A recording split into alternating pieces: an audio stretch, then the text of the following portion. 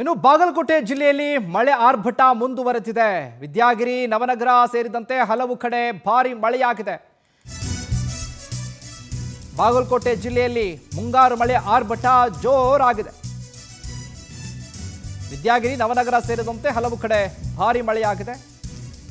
ಬಿಸಿಲಿನ ಬೇಗೆಯಿಂದ ಕಂಗೆಟ್ಟ ಜನರಿಗೆ ವರುಣರಾಯ ತಂಪೆರೆದಿದ್ದಾನೆ.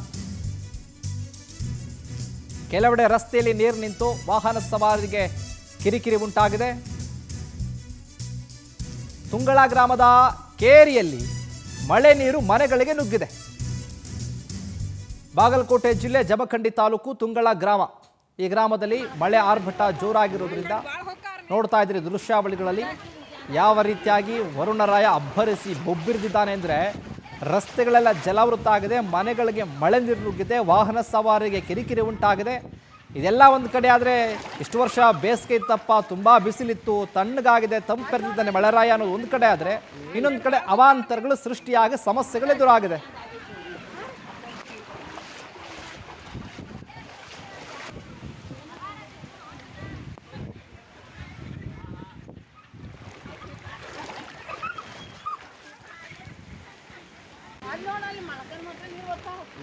ಬಾಳ ಹೋಗ್ತಾರ ನೀರು